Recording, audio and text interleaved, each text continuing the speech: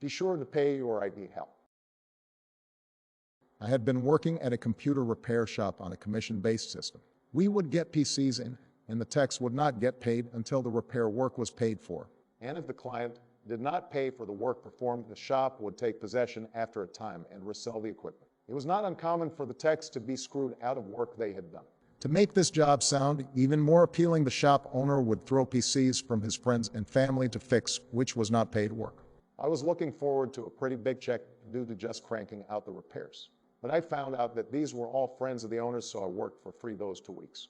One of the things that we do is pull the HDs and create a complete image of the whole drive for archival protection to be wiped after the job is done.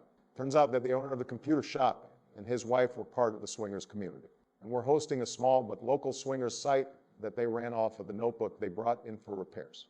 I grabbed the hard drive and told the owner that he needed to pay me for the work I had done.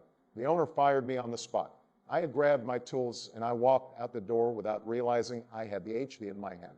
The owner had built a reputation in the small town it was located in for being a good Christian business. And the owner portrayed himself as a pillar of the community. I happened to get the information off the drive, and I was able to get access to his passwords, plus close to 4 TB of pics and videos of their swingers website. Waiting on my 3 weeks, for the last check I decided that I would go scorched earth instead of looking for a PAP. Step 1, his business.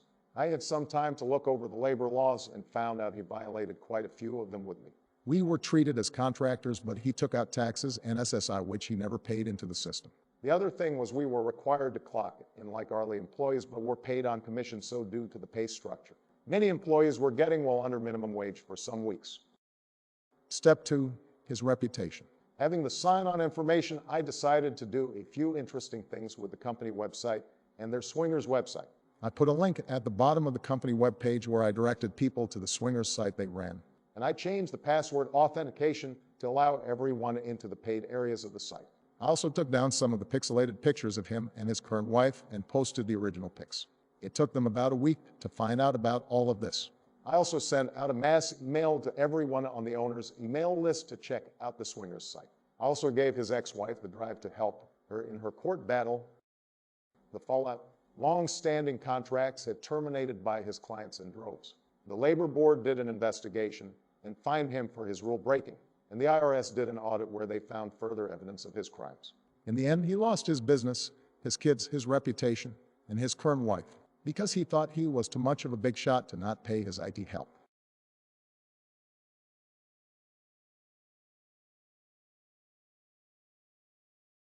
Testing a travel insurer.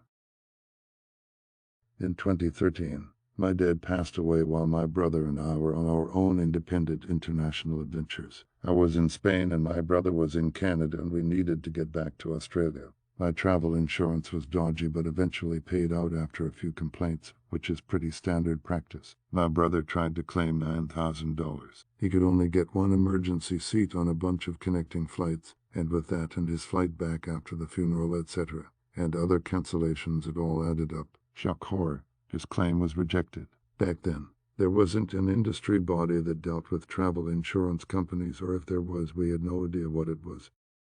So my bro went through the usual hurdles involved with the appeals and complaints process. Eventually, they told him that his claim for $9,326 was rejected and their determination was final. So back then, companies didn't really have Twitter handles, especially not insurance companies. So my bro, Ever the Troll, created a Twitter handle in this insurance company's name, complete with their official logo. He quickly set about gaining thousands of followers, and legitimately began answering their questions with truthful, albeit quite negative responses. Things like, "Hugh, my daughter and I want to travel to Paris. What insurance cover would you recommend?" "Hey, we would recommend you take the premium for our comprehensive cover and burn it. We don't like to pay out on for any insurable event because it upsets our shareholders. Have fun in Paris," etc., etc. The insurance company got wind of this and sent him a cease and desist letter. My brother counter-offered with a contract for the company to purchase the Twitter account and 2,500 potential customers for the very reasonable price of $9,326. They agreed.